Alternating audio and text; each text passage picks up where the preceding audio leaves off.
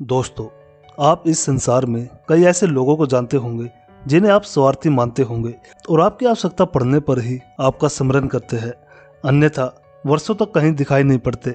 लेकिन उनको जैसे ही आपकी आवश्यकता पड़ती है तो वे लोग हाथ जोड़कर आपके सामने सच हो जाते हैं। दोस्तों, आपको उन लोगों का बड़ा क्रोध आता होगा ना, और आपका मन खिन्न हो जाता होगा और फिर आपके मन से यह स्वर निकल जाता है कि इस व्यक्ति की सहायता कभी न करना, किंतु आप ऐसा कभी भी ना कीजिए। आप ये सोच रहे होंगे कि क्यों कह रहा हूँ मैं ऐसा, क्योंकि भगवान श्री कृष्ण कहते हैं कि स्मरण रखिएगा कि दीपक का स्मरण व्यक्ति केवल तभी करता है जब अंधकार गहरा हो जाता है।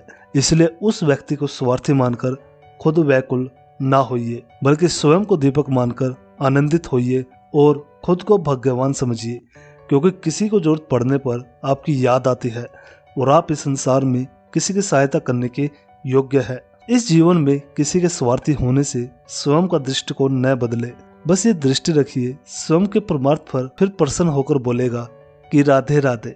दोस्तों, हमारा शरीर प्रकृति की सर्वोत्तम रचना है और जो अंग और तत्व हमें मिले हुए हैं ना, उन सभी का अपना एक संदेश है। क्या है वे संदेश जो हमें हमारे अंगों और तत्वों से मिलता है? जानने के लिए इस वीडियो में अंत तक बने रहिए। दोस्तों, हमें दो आंखें दी हुई है देखने के लिए, दो कान दिए हुए हैं सुनने के लिए, दो हाथ दिए हुए हैं दोहरा परिश्रम करने के लिए, लेकिन जीभ केवल एक ही दी हुई है, उस पर भी नुकीले बलिष्ठ दांत दिए हुए हैं उसकी रक्षा के लिए। दोस्तों, आपने कभी सोचा है क्यों? क्योंकि शब्द और शब्दों का उपयोग मनुष्य का सबसे बड़ा शस्त्र है, जिसका उपयोग जितना सोच समझकर किया जाए उतना ही मनुष्य अपने जीवन में ऊपर उठता है। इसलिए दोस्तों, देखो, सुनो, समझो अधिक लेकिन बोलो कम, फिर आपको सफल होने से कोई नहीं रोक पाएगा। दोस्तों, इस संसार में सबसे अधिक शुद्ध माना जाता है गंगा जल को। कभी आपने सोचा है क्यों?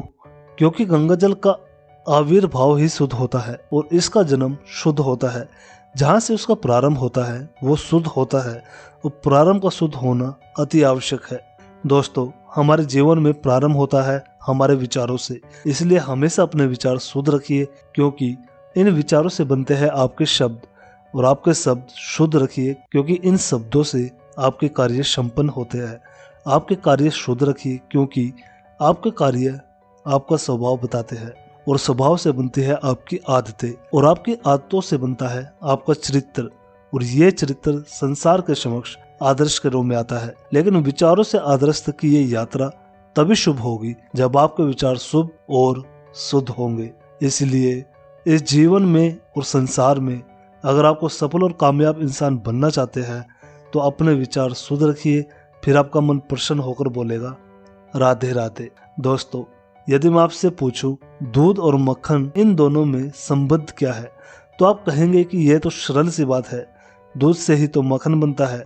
और यदि मैं आपसे पूछूं कि इन दोनों में अंतर क्या है, तो कोई कहेगा कि एक तरल है तो दूसरा ठोस, तो कोई कहेगा कि एक जनक है तो दूसरे उसकी संतान है।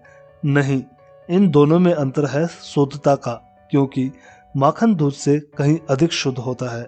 दोस्तों, इस बात को कुछ इस प्रकार समझा जा सकता है कि यदि कोई कीट आकर उस पात्र में गिरे जिसमें दूध रखा हुआ है, तो आप उस समय क्या करते हैं?